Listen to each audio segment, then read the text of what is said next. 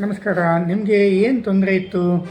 ನನಗೆ ತುಂಬ ತುರಿಕೆ, ಮೈ ಇಡೀ ಒಂಥರ ರ್ಯಾಷಸ್ ತುಂಬ ಇತ್ತು, ರೆಡ್ಡಿಶ್ ಥರ.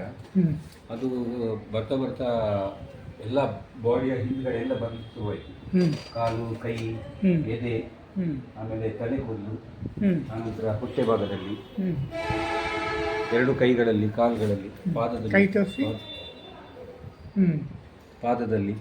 ಎಲ್ಲ ಬಂದಿತ್ತು. ಓಕೆ. ಅದಾದ ನಂತರ ನಾನು ಏನಂತ ಎಲ್ಲಿ ಡಾಕ್ಟರ್ ಏನೋ ಹೇಳಿದ್ರಾ ಏನಾಗಿದೆ ಅಂತೇಳಿ? ಮುಂಚೆ ತೋರಿಸಿದಲ್ಲಿ ಇಲ್ಲ, ಇದು ಆಚೆ ಕಾಲು. ಓಕೆ ಓಕೆ ಸರಿ. ಏನು ಡಯಾಗ್ನೋಸ್ ಆಗಿತ್ತದು? ಇದು ಸೋರಿಯಾಸಿಸ್ ಅಂತೇಳಿ ಓಕೆ ಓಕೆ. ಸೋರಿಯಾಸಿಸ್ಗೆ ಅವ್ರು ಮತ್ತೆ ಟ್ರೀಟ್ಮೆಂಟ್ ಮಾಡಿದ್ರು. ಓಕೆ. ಅದು ಪಂಚಕರ್ಮ ಚಿಕಿತ್ಸೆ ಒಂದು ವಾರ, ಆಮೇಲೆ 15 ದಿವಸ ನಾನು ಟೋಟಲ್ ಹಾಸ್ಪಿಟ್ಲಲ್ಲಿದ್ದೆ. ಟೋಟಲ್ ಹಾಸ್ಪಿಟ್ಲಲ್ಲಿ 15 ದಿನದ ಪಂಚಕರ್ಮ ಥೆರಪಿ ಆಯಿತು. ಆಮೇಲೆ ಇಂಟರ್ನಲ್ ಮೆಡಿಸಿನ್ ಕಂಟಿನ್ಯೂ ಆಯಿತು. ಈಗ ಸಾಧಾರಣ ಎಷ್ಟು ಸಮಯದಿಂದ ಮೆಡಿಸಿನ್ ಮಾಡಿದ್ರಿ? ಈಗ ನಾನು ಸಾಧಾರಣ ಒಂದು 3 ತಿಂಗಳ ಮೆಡಿಸಿನ್ ಆಯಿತು. ಅದರಲ್ಲಿ ಈಗ ತುರಿಕೆ ಎಷ್ಟಿದೆ? ತುರಿಕೆ ಟೋಟಲಿ ನಿಲ್ಲಾಗಿದೆ. ಎಷ್ಟು ದಿವಸದಲ್ಲಿ ನಿಲ್ತು? ಅದು ನನಗೆ ಸಾಧಾರಣ ಒಂದು 28-30 ದಿವಸ. ಒಂದು ತಿಂಗಳಲ್ಲಿ ತುರಿಕೆ ನಿಲ್ತು. ಆಮೇಲೆ ಎಲ್ಲ ಗಾಯಗಳೆಲ್ಲ ನೀವು ಅದು ಒಂದು ಅವರು ಎಣ್ಣೆ ಕೊಟ್ಟಿದ್ರು, ಆ ಎಣ್ಣೆ ದಿನ ಹಚ್ಚುತ್ತಾ ಇದ್ದೆ.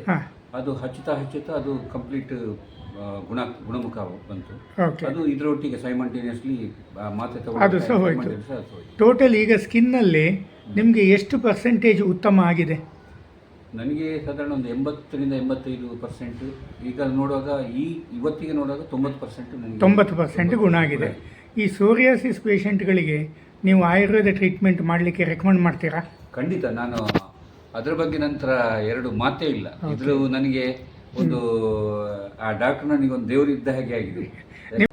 ಮೇಲ್ patient for middle aged diagnosed with plaque psoriasis, sores and severe itching all over the body, was treated with the Ayurvedic therapy and oral medicines for 1 month. He relieved with itching and sores over the body. Now it has been 3 months. He is relieved by 90% of signs and symptoms.